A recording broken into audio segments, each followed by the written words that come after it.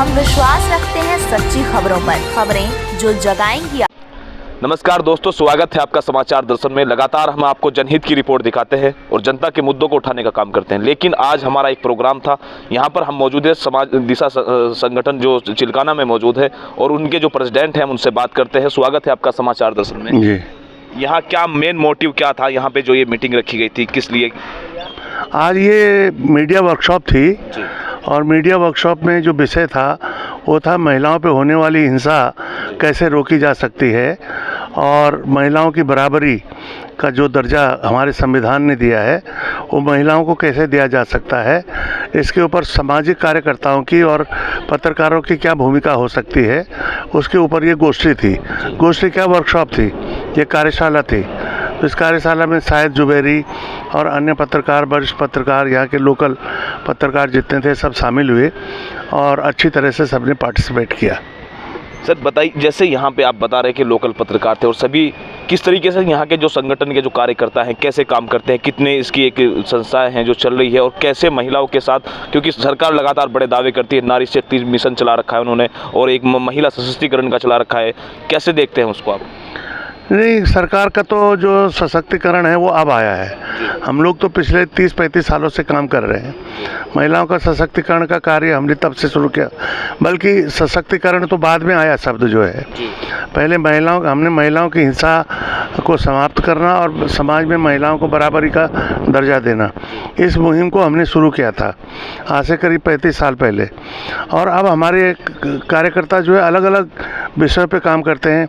एक तो है महिलाओं की हिंसा की रोकथाम और उनको बराबरी का दर्जा देना, और दूसरा विभाग है हमारा स्वयं सहायता समूह के माध्यम से आजीविका अर्जित करना, और दूसरा कार्यक्रम है जो मुस्लिम किशोरियाँ हैं जो स्कूल नहीं जा सकी हैं और अब बड़ी हो गई हैं, उनके लिए स्कूल हैं 15 गांव में।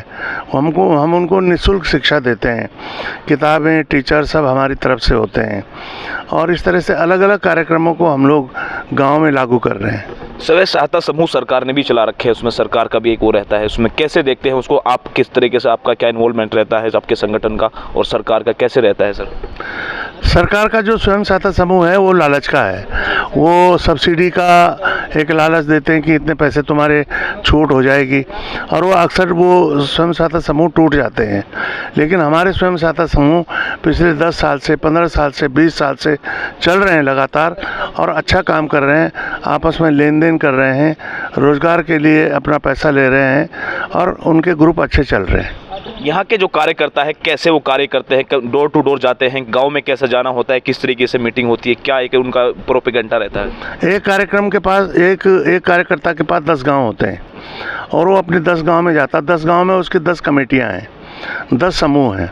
वो हर समूह में, हर कमेटी में जाके मीटिंग करता है। उसको जो मीटिंग है उसको अपने रजिस्टर पे लिखता है, सबके दस्तखत होते हैं, और जो विषय होता है महिलाएं बताती हैं उस विषय को उसमें लिखा जाता, और जो महीने का आपस का लेन देन है उसका हिसाब किताब भी उस रजिस्टर में किया जाता है। इस प्रकार से हमारे 100 गांव हैं जिन गांव में हमारे कार्यकर्ता काम करते हैं। एक कार्यकर्ता 10 गांव में करता है।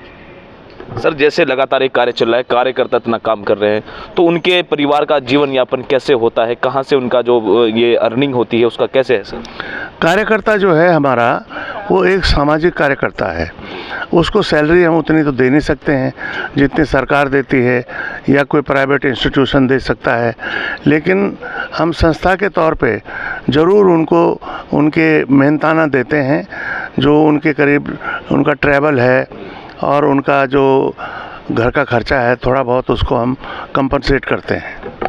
KN तिवारी जी हमारे साथ मौजूद थे, जो इस संगठन को लगभग 35 वर्षों से चला रहे हैं और लगातार ये हिंदुस्तान के सभी क्षेत्रों में चल रहा है। महिलाओं के ऊपर जो हिंसा होती है उसकी रोकथाम हेतु ये कार्य कर रहे हैं।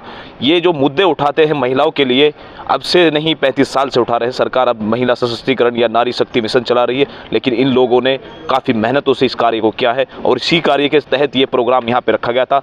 जो लोकल यहाँ स्थानीय पत्रकार थे उनको बुलाया गया था, क्योंकि जो भूमिका होती है कार्यकर्ताओं की और पत्रकारों की जो भूमिका होती है उसमें सबसे महत्वपूर्ण योगदान कार्यकर्ता का होता है, क्योंकि रिप्रेजेंट जो करते हैं उनको दिखाना एक बहुत बड़ी बात होती है।